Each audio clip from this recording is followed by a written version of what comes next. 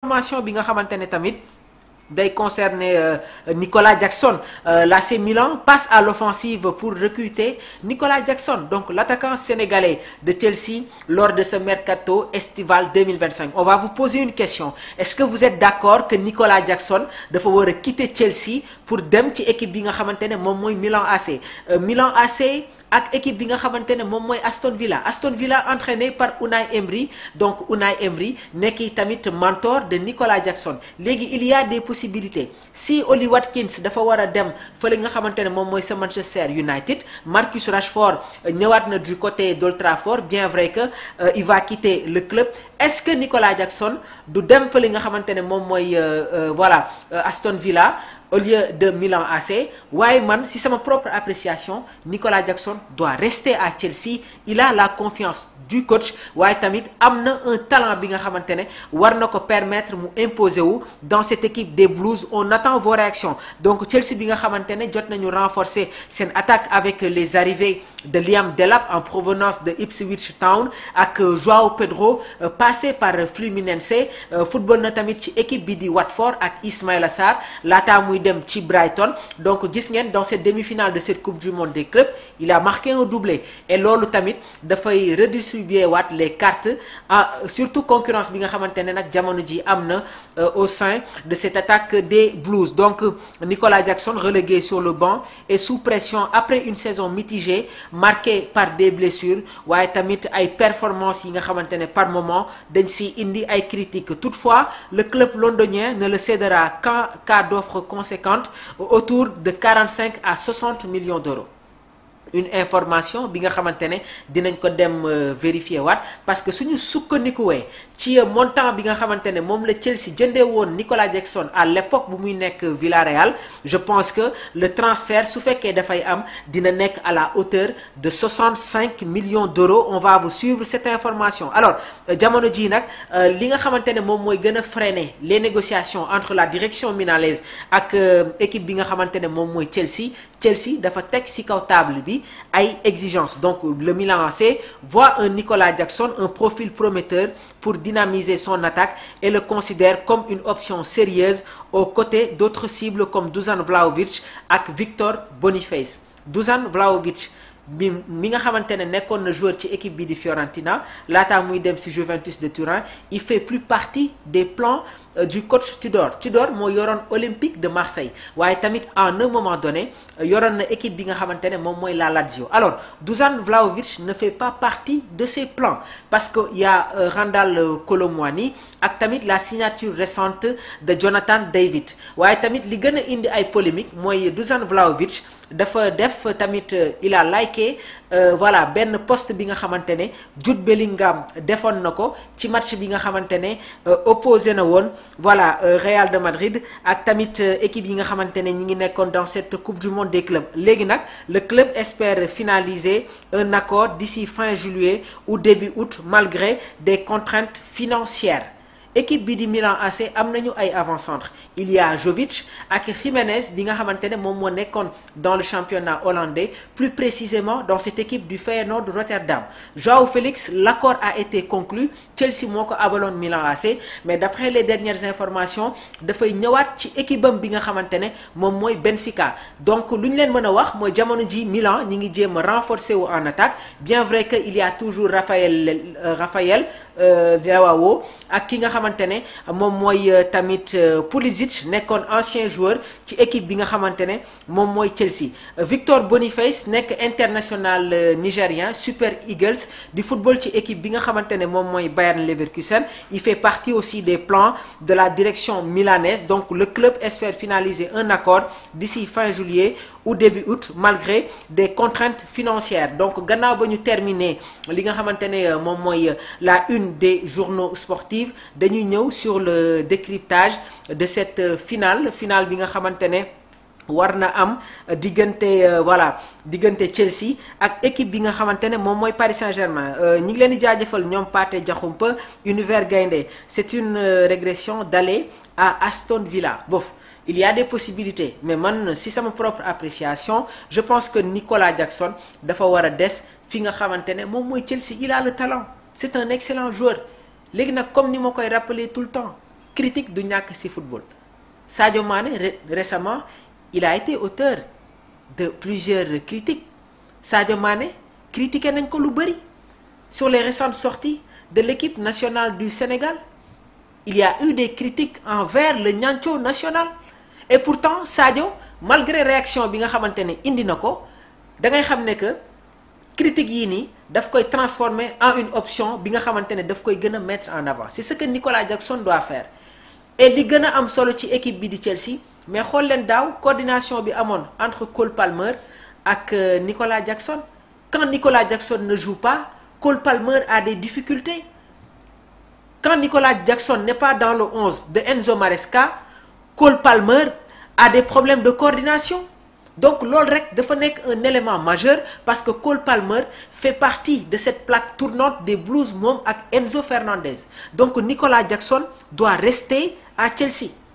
Il doit rester à Chelsea.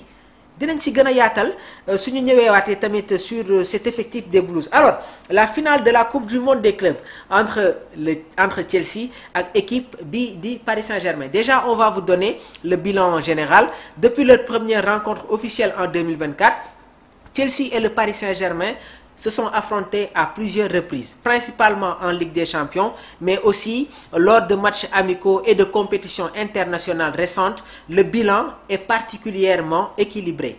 Paris Saint-Germain am na 3 victoires, Chelsea am 2 victoires, 3 matchs nuls, total de buts marqués en compétition officielle, Paris Saint-Germain 10, Chelsea 8.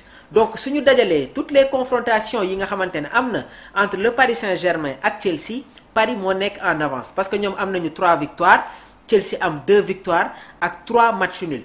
Léegi nag concernant total des buts marqués en compétition officielle, Paris Saint-Germain 10, Chelsea 8.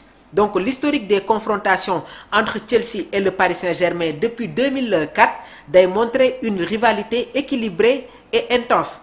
En 8 matchs officiels, le Paris Saint-Germain mène légèrement avec 3 victoires contre 2 pour Chelsea et 3 matchs nuls. Léegi nag dañuy ñëw sur les faits marquants de leurs affrontements. En 2004, première rencontre, Chelsea ñoom ñoo jotoon surprendre le Paris Saint-Germain avec une victoire 3-0 au Parc des Princes en Ligue des Champions, suivi d'un match nul 0 but partout à Stamford Bridge. C'était en 2004. En 2014, retour en Ligue des Champions, Chelsea élimine le Paris Saint-Germain grâce à un but tardif de Demba Ba. Yéen a ngi koy fàttaliku. L'ancien attaquant des Blues, Demba Ba, dugg marqué un but très important pour la qualification des Blues malgré un score cumulé de 3 buts partout. Jamono jooju nag la règle des buts à l'extérieur dafa favoriser équipe bi nga xamante ne moom mooy Chelsea. En 2015 bu ñu ñëwaatee, le Paris Saint-Germain prend sa revanche en Ligue des Champions, toujours avec un score cumulé de 3 buts partout, se qualifiant grâce à des buts de David Luiz et Thiago Silva. David Luiz qui quitte Benfica, qui rejoint Chelsea, jóge Chelsea dem Paris Saint-Germain, jóge Paris Saint-Germain ñëwaat ci Chelsea dem fële nga xamante ne moom mooy Arsenal avant muy envolé wu dans le championnat brésilien. Donc loolu lii c'était en 2015. Thiago Silva nekkoon ni tamit ancien joueur de Chelsea, nekkoon ni tamit capitaine du Paris Saint-Germain. Il a remporté la Ligue des Champions avec les Blues. Donc lii nii yëpp c'était en 2015. Donc depuis nag les rencontres ont souvent été serrées avec plusieurs matchs nuls et des victoires partagées. Concernant le bilan global en compétition officielle, c'est serré avec un léger avantage pour le Paris Saint-Germain. Léegi nag ces matchs ont souvent eu lieu en Ligue des Champions UEFA, mais aussi dans d'autres compétitions comme la Coupe du Monde des clubs bi nga xamante ne moom moo war a am niki suba cette finale. Donc mu nekk tamit une rivalité récente mais riche en émotions, marquée par des matchs très disputés et un équilibre presque parfait dans les résultats. Jox naa leen déjà historique yi, waaye le 14 septembre 2004 rencontre boobu noonu Chelsea maa ngi leen ko doon wax moom moo gagné woon sur le score de 3-0. On va être un peu dans l'historique. Déjà dans cette équipe du Paris Saint-Germain amoon na ay Pedro Miguel Pauleta, ñoom Jérôme Roten, ñoom Ogebéché, ñoom Sana, Sylvain Armand, le Camerounais Mbami nekkoon un milieu de terrain ak tamit Mendy. Letizy moo doon góolu ci bile match. C'était en 2004. Côté Chelsea, on avait des joueurs comme John Terry, William Gallas, Paulo Ferreira, Wayne Bridge, Frank Lampard, Joe Cole, Thiago mu nekkoon ni tamit un portugais, Claude Makélélé, Didier Drogba ak Gudjohnsen passé par le FC Barcelone. Boobu le match Chelsea moo gagné woon sur le score de 3-0, notamment grâce à un doublé de Didier Drogba ak un but de John Terry. 2004 bu ñu jógee foofu tamit en 2013-2014 parce que Chelsea moo fekk woon Paris gagné ko 3-0 bi ñu ñëwee Stamford Bridge match boobu ñu jeexee woon sur un score 0 but partout. En 2013-2014 le Paris Saint-Germain qui s'impose face aux Blues de Chelsea. C'était le 2 avril 3-1 face à Chelsea. Match retour bi Chelsea moo gagné woon sur le score de 2-0 à Stamford Bridge. su ñu ñëwee en 2014 toujours 2015 la Ligue des Champions match nul au Parc des Princes 1 but partout, retour bi tamit match nul 2 buts partout. Donc rencontre bi nga xamante ne amoon na le 2 avril 2024 mu nekkoon quart de finale de la Ligue des Champions. Paris Saint-Germain moom moo accueilliroon Chelsea au Parc des Princes, victoire du Paris Saint-Germain. Les buteurs Ezequiel Lavezzi nekkoon ancien joueur du Napoli, Eden Hazard qui égalise sur penalty, David Luiz contre son camp, et 93e minute de jeu on se rappelle de ce but de Javier Pastore bi muy éliminer la défense des Blues. José Mourinho n'avait pas compris comment la défense noonu la ñu bàyyiwee Javier Pastore mu dugal le 3e but dans cette rencontre. Bu ñu ñëwaatee ci match retour bi Chelsea moom moo gagné sur le score de 2-0 grâce à des buts de André Schürrle, 86e minute de jeu, César Azpilicueta passeur décisif sur le but de Demba Ba. Donc Chelsea se qualifie aux dépens des Parisiens. Si édition 2014-2015 bi Paris Saint-Germain Chelsea 1 but partout au Parc des Princes. Bu ñu ñëwee Stamford Bridge 2 buts partout, jamono jooju noonu dafa amoon